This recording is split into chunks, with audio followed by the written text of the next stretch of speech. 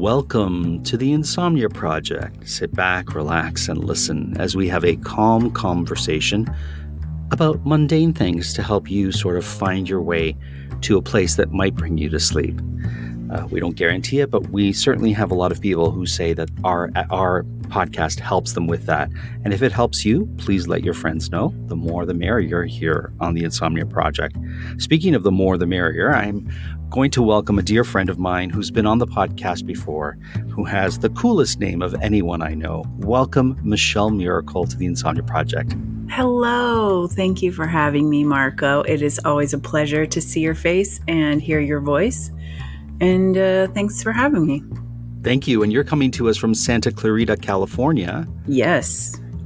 It is just north of LA. It is in a part of LA that has parks and trees and birds and parking.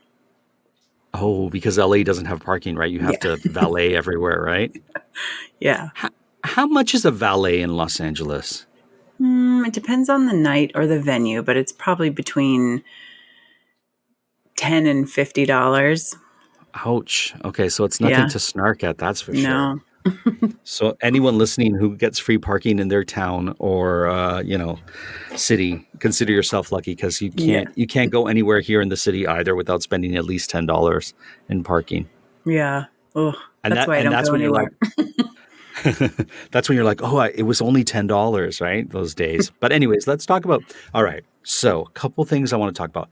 I know Michelle because she is a fantastic actor, performer, writer, comedian. We did comedy all over the high seas for Second City on cruise ships. That's how I got to know you. We had a lot of fun. So much fun. So much fun. But Michelle, now you're diving into another artistic endeavor. And I want to talk about that because I really, really dig your art. And I know I sound like somebody from the 70s, but I dig it really, really much. It's so groovy. Thank you. That's so sweet of you. Well, I just want to say I am still an actor. I'm not giving that up. I'm still a performer. But I had kind of not a midlife crisis, but a career crisis last year. And I was out of work and just kind of restless. And I noticed that I was just afraid to try anything new. And so I thought, well, I'm going to just buy some paints and play around with watercolors. So I did that, and I realized that I was really enjoying it. And so it just kind of snowballed from there, and it became this whole thing of helping me through my perfectionism, because as an actor, you're always constantly like waiting for the opportunity to do that, to get to act. But with art, I was able to just like do it and be terrible and keep failing and get a little better each day.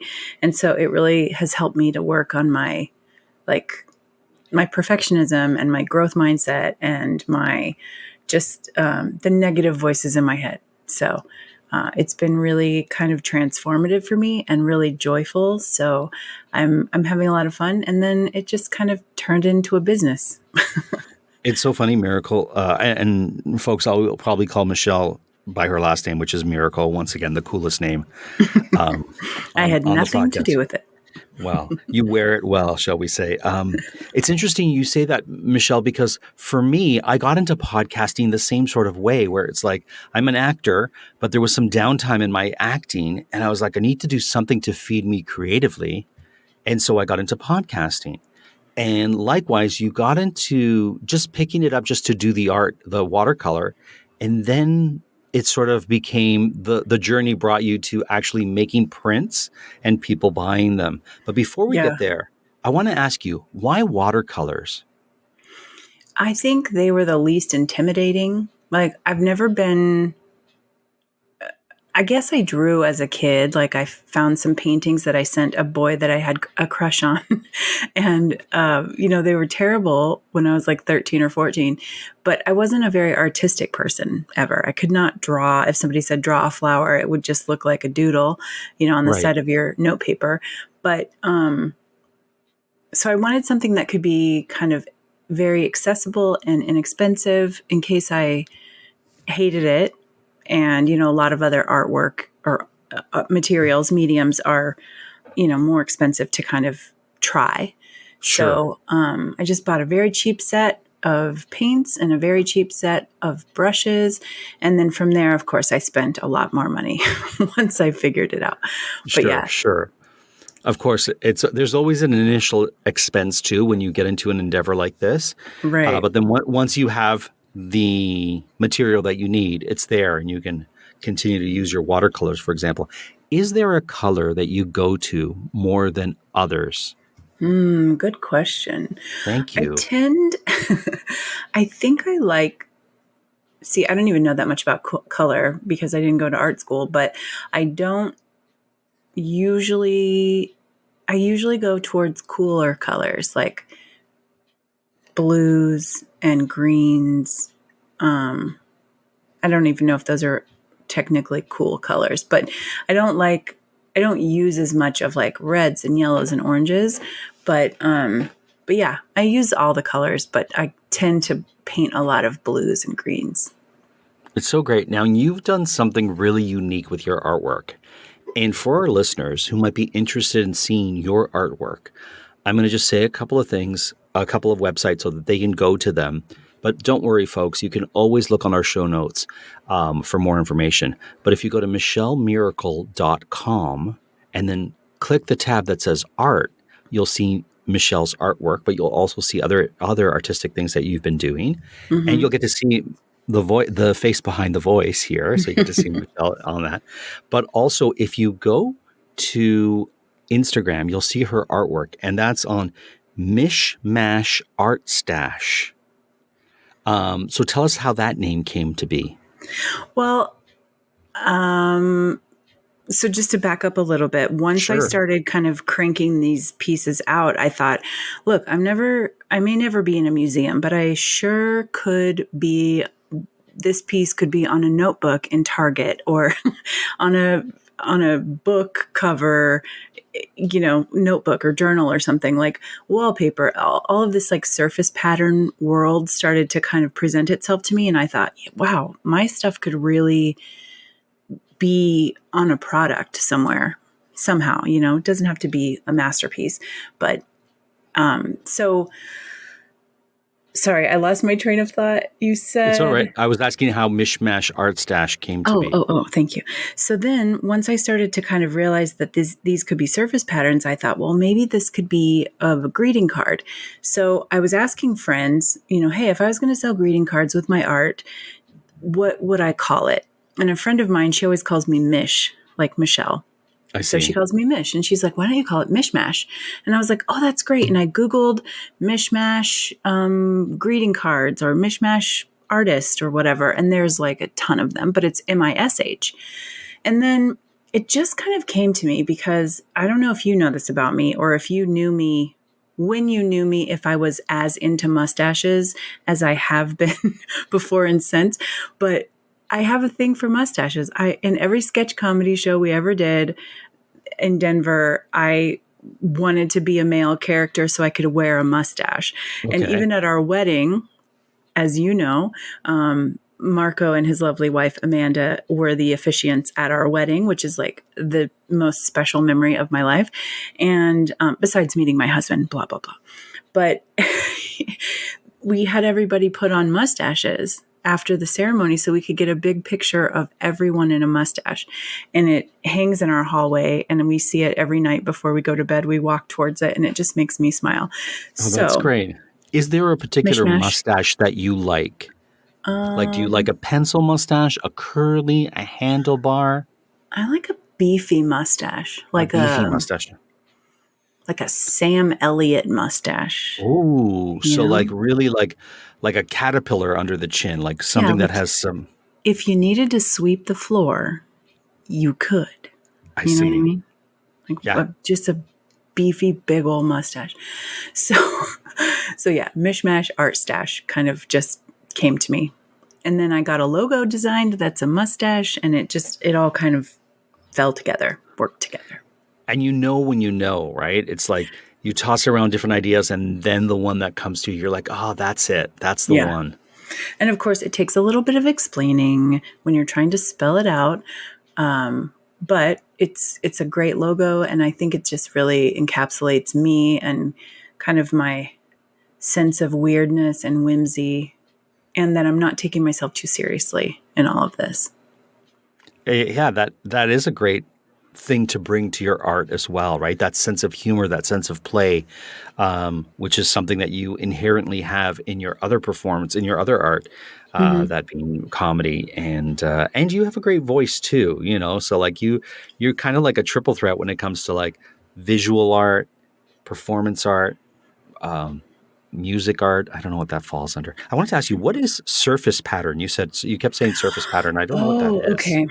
Well, it's an industry I did not know existed until a year Okay. ago when I started painting.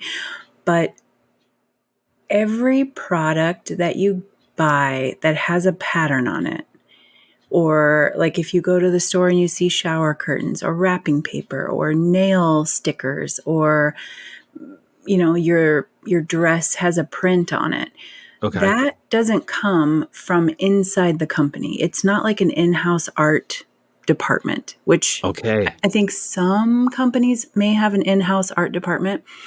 But from what I understand, and I'm still very new to this and I don't fully understand it all yet, but from what I understand, those companies will go to these exhibits or these like conventions with all these artists, and these artists will present in a booth. They'll have their own booth. They will present their patterns in collections. So a company that's doing shower curtains might come and say, I want to license that art. And they'll I sign a see. contract with that artist. Then that artist may sell that same or license that same piece of art to wrapping paper, to sheets, to fabric. You can license a piece of art to 25 different things as long as they don't conflict. And it's something that, like, a lot of, there's a lot of computer technology involved. I'm still learning that program. Sure. There's a program called Procreate. But anyway, so I just wanted to like work on my skills as an artist first before I start delving into the surface pattern. But that's where I'm headed, is like, I really want to see my art, like I said, on a journal in Target, or like on a I don't know, a dress in Marshalls or something like that. Sure. Sure. I'm aiming high, Marshalls, I Target. love it. I I love those love it. places. So You're anyway, yeah, you're that's. you're aiming for accessible places for people, which is so Mhm. so wonderful. Your art is accessible. Thank you for telling me what surface pattern is. I had no Yeah, idea. surface pattern design. If you Google that, it's crazy. There's so many people who license their artwork to many different, like, book covers and um, yeah, paint wallpaper. It's endless. It's crazy. Another thing that I was going to say is, oh no, I forgot. It's all I right. forgot. It'll come to you. It'll come to you. It'll come to you in the middle of you discussing something else. Yeah. So just let me know when it does come to you. And if it doesn't, that's okay too. So Michelle, I want to talk about your art now, because your art really strikes me for many reasons. But you use a technique that has a personal connection to you, but really stands out for me. And I'm going to try to describe it, and then you'll Okay. correct me. Okay. So, Michelle puts watercolors on the page, and there'll be multiple watercolors in an array that is vibrant, whimsical, and strong. And if that weren't enough, this is the part where I think it really speaks to me. You then take a black, thin tipped pen or marker, and you trace the various splotches of color that the watercolor makes on the page. Yes. It's amazing. Oh, So tell me how that came to be, and then if you don't mind sharing what the personal connection is to that, because I think it makes it so much more wonderful. well, thank you for saying that. It's kind of, both of those stories are kind of the same, where it was developed because I am very negative to myself in my brain. And that's how this all kind of started is I would paint something, and because I'm a new artist and I'm learning and I'm trying to figure this out, like what looks good, what makes sense, but I'm also an improviser, right? In my bones, I don't plan things. I just improvise. And I was kind of beating myself up for not being the kind of artist who plans it out, and not being the kind of artist who knows color theory, and not being the kind of artist who knows how to paint a scene or a flower or a bush or a tree or whatever.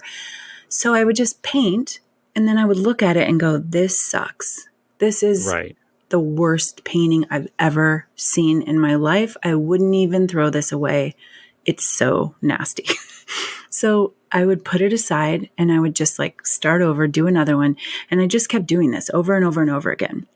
So you weren't satisfied with the work that you were producing. You were sort No. of being very critical, as many of us are with the work that we make, especially when it's an artistic endeavor. Yeah. But then something happened. Right. So then I took a piece out of the trash pile, and I thought, look at this. Oh, the paint is, splattery, and I didn't like make a full swoosh with the color, and it's all drippy or whatever. And then I just started kind of outlining it and outlining and outlining, and every single gradation, every single drip, every place where the white showed through and the paint didn't cover, I outlined.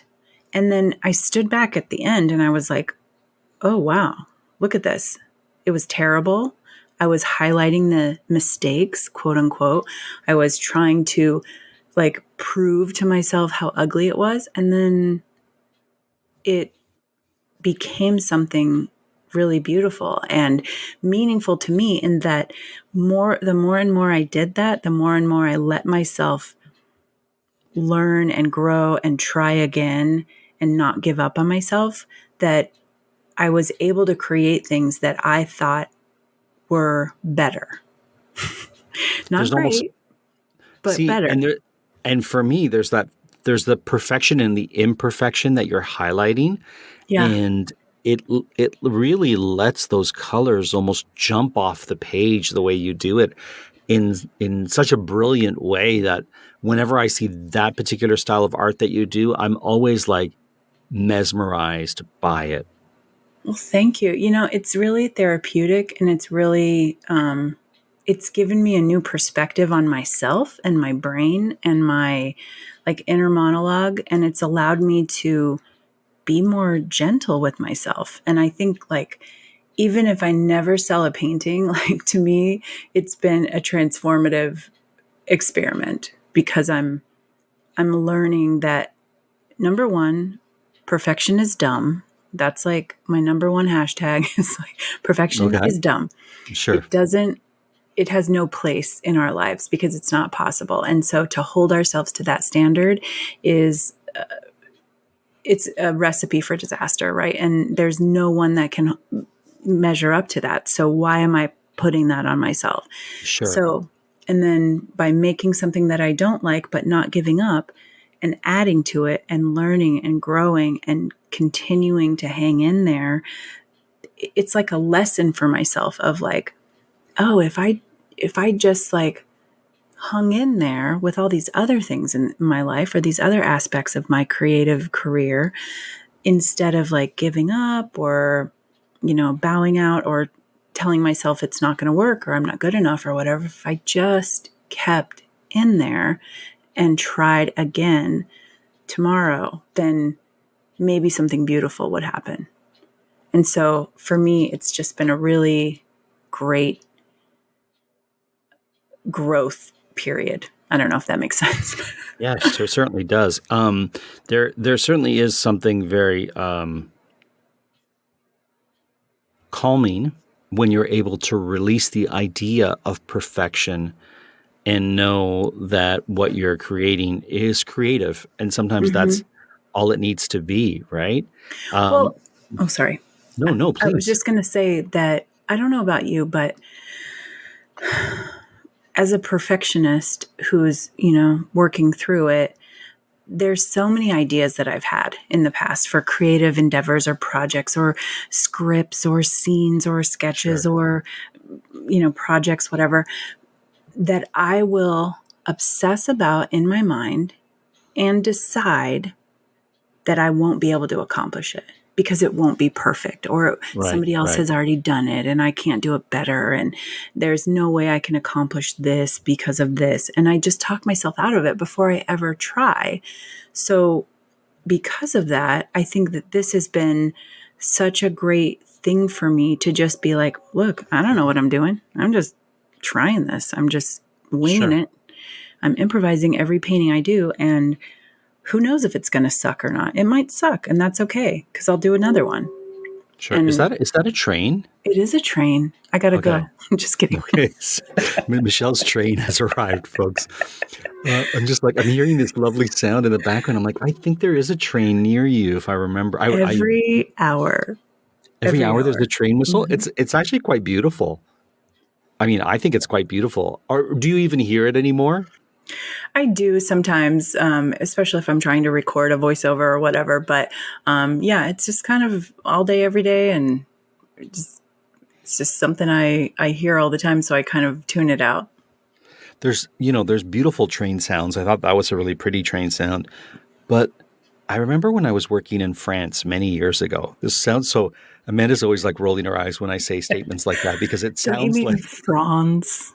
When I was working in France. So this was many years ago, and it was, trust me when I say it was not a fun job. Okay. So, but my hotel was near the train station, and they have this weird sound to French trains that's really unnerving. And I remember thinking to myself, what is that sound? And they're like, oh, a train has arrived at the station. I'm like, oh my goodness. We have a train not far from where I live. And every once in a while you hear the train, like a distant whistle of the train. And I'm like, oh, there's the train. But it doesn't happen every hour because there's no stop, or there's no, I guess the train just keeps going near me. There's no area to stop, I guess. Yeah, I think there aren't very many places where it crosses a street, but because it crosses a street here, that's why that we get the horn. I see. All right. I want to go back to, okay, so we've described the art, and I'm going to try to put up a piece of it on our social media on the Insomnia Project so you can see Michelle's artwork. And for our listeners who subscribe to the Patreon, I'm working with Michelle to try to get something available to you with her art. So stay tuned for that. It's a surprise. It's a bit of a surprise, and we'll work on it as best we can. And when I say we, Michelle's going to help me out, and I'm going to try to figure it out because that's where I find it's so difficult for me to figure things out. Like I feel like it's such a big task. And then once I get it done, it's done. So folks, stay tuned for that. That's a PSA that went longer than I wanted it to. But I want to go back, Michelle, to the connection of the outlining of your art, your personal connection to that. Oh, yeah. Now I realize what you mean. Your father, like the stuff you Yes, thank you. Oh, yes. So once I started doing this over and over and over again with the outlining and seeing the different kind of gradations of color and how the lines kind of a lot of times went in the same direction, or, I didn't realize what a pattern it was making while I was doing it because I was just so focused on the individual line. But when I zoomed out, I could see this like beautiful piece that looked like a map. And it kind of threw me because my dad, who passed away in 1997, was a cartographer. He made maps. And I thought, like, well, that's weird. This looks like something my dad used to make. And I don't think it's completely a coincidence, but I do find a really cool connection with, my childhood and seeing my dad make these maps in our basement, hunched over a light table. And then to see that like this art that I'm creating is sometimes, not all the time, but sometimes looks very similar to these topographical maps that he used to make. It's so wonderful. When you said that, I was like, oh, this painting now has taken on even more significant meaning, and it's so wonderful. There is a topographic feel to your art, which once again is hard to describe, but when you see it, you're like, yes, of course, and it really lets the arts jump off the page. What are you thinking when you're doing the tracing? What's going through your mind? Is it just a very like calm place that you're at as you trace? Yeah, it started out, like I said, really negative, like I was Right. highlighting the mistakes. But since then, now that I've kind of accepted that it's going to be better when I do this, now I find it really calming, and I find that it's kind of a way for me to zone out, but also talk to myself in a nicer way. Because while I'm doing it, I'm like, oops, you missed a line. Oh, well, who cares? That's nice. Perfectionism is dumb. So like Right. if I don't do it exactly right, there's always a way I can fix it, or a way that it will make sense. And I just keep telling myself, it's okay. It's going to make sense. It'll work. Don't worry. This is all working. Everything's working out. And again, when I'm done and I zoom out, it's like, wow, I never knew, Marco, that I could make things like this, that I could create something like any of this art. And I'm not saying that it's great. It's just like you don't know what you are capable of until you give yourself permission to do something and to fail at it and to try again. And like that is where the beauty of it is for me.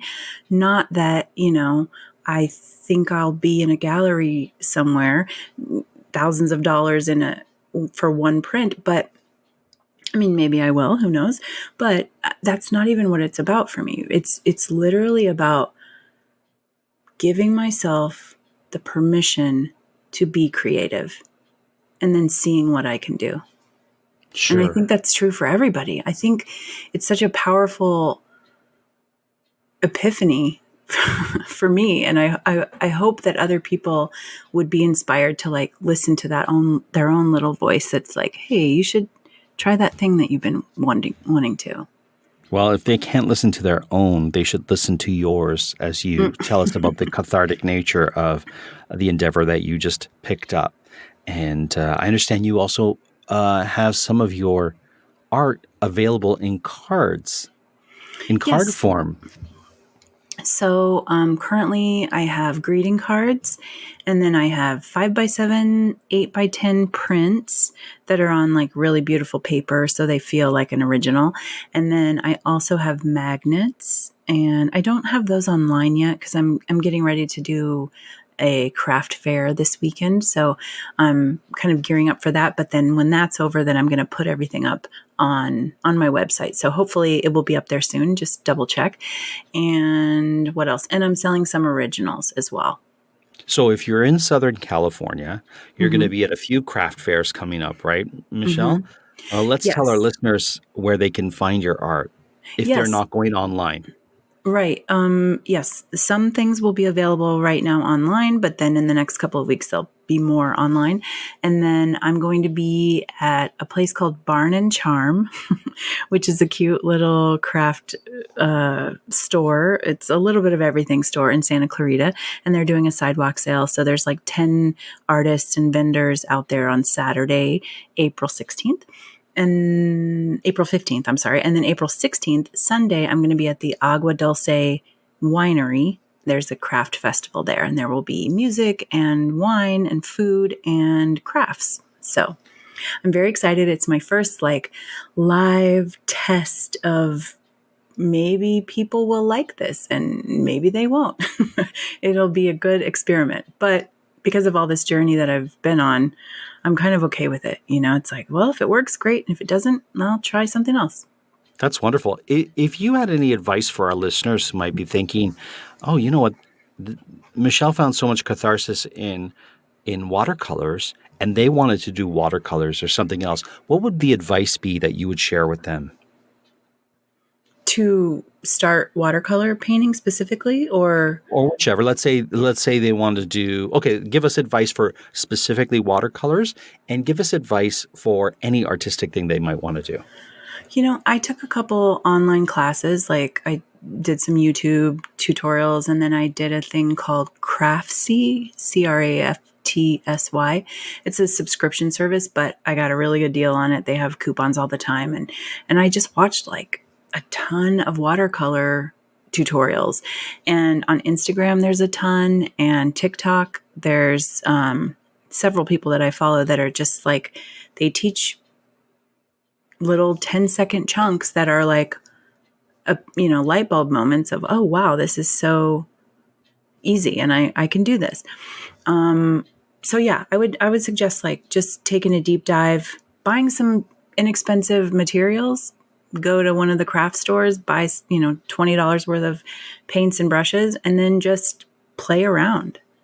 I mean, it's the best way to just see. Like, I am not a person that can, like I said, I'm not a very skilled drawer. I don't know how to say that. I cannot draw. Let's just say that. And so my painting's much more abstract. And I love that Sure. because there's no rules. I don't have to make it look like a specific bird, but I'm so impressed by people that can. Like, Right, of it course. is amazing if somebody's like, oh, that's a this tree and that's a this bird. And I'm like, whoa, how did you do that? So yeah, I think you just kind of lean into what you like, what kind of art you like, and what kind of art you like to create. That's great. That's great. Just pick up the brush and paint and see what happens. Yeah, because the worst that can happen is that you spend an hour creating. Yeah. There's nothing wrong with that. And if you hate it, no one has to see it. And if you love it, do it again tomorrow. Yeah. Do you ever watch the show? And we've reached our time. Okay. I just wanted to mention, have you ever seen the show Portrait Artist of the Year? No. Portrait Artist of the Year, as they say on the show. Yeah. So, yeah, the older woman who's the host says it in a very sort of royal way. She speaks like the Queen. I think she's friends with the Queen too. But so it's a British show called Portrait Artist of the Year. Okay. And it's such a calm, wonderful show. I invite you to watch it. I think it's available on Prime. Okay. And what it is a bunch of artists in the UK get together and they paint somewhat famous people. And they're famous in the UK, but you'll watch it and you'll be like, I don't know who this person is, but they'll be like, you might remember him from Boink, My Cup is Full, or from Razzle Without the Dazzle. We have Mark Thunderberg here, and this guy will come out, and they'll be like, these three artists will be like, oh my goodness, Mark Thunderberg is there, and they'll draw him, and then they'll be generally speaking, there'll be three famous people and three artists per famous person, and they'll draw, and then at the end, three of the paintings get selected or shortlisted, and then one gets picked to compete for the chance to paint another famous person that's going to end up in a gallery. So, for example, one year was Tom Jones was the big prize. So they had to, the winner would paint Tom Jones and it would end up in the National Gallery in Wales or something like that. Please forgive me if I've got it wrong. Anyways, it's one of my relaxing shows that I like to watch when I just need to chill. And I invite you to watch it because it's pretty wonderful. Now, if you really want to delve into this sort of series and you really want the one that's going to be the one that'll make you fall asleep, then I say watch Landscape Artist of the Year. Same sort of thing, but they're painting British landscapes. Oh God. And it's pretty lovely. And it's one of those shows. Sometimes I need shows where nothing really happens and everyone is safe and everyone is fine. And these are those shows. So yeah, I invite you to watch them. And they're not like cutthroat competition, right? No. British reality shows or competition shows are so polite. Yeah. I love it. Yeah, I'm definitely going to watch those. Thank you for the reco. Because you and I were watching, what's that show where the repair shop? Mm. And we didn't know. And then we started to talk about the repair shop. And my wife's like, Repair shop. why are you and Miracle watching this show? Because it's lovely. I cry at every episode. It's like Do you? so sentimental, and like seeing somebody's, memory Sure. revived is like beautiful. It's wonderful. Anyways, that's the time we have here today. Once again, go to our show notes and you'll find the links. But otherwise, just type in michellemiracle.com into your search engine and click on art, and you'll see her art. Michelle, before we go, anything you'd like to say? Well, I was just going to say that you can also find me and more of my art on Instagram at Michmashartstache. And it's going to be hard to spell. Mich, like Michelle, Mashart, and then stash like mustache. Stache. Mishmash Art Stash. Fantastic. Well, Michelle, thank you so much. This time has gone by so quickly. I know. And I really appreciate it. And like I said, for our Patreons, we're working on something for you. So stand by. And until next time, Michelle, thank you for joining us. Thank you. And I hope all your listeners get creative this week. There you go. And I hope all our listeners were able to listen and sleep.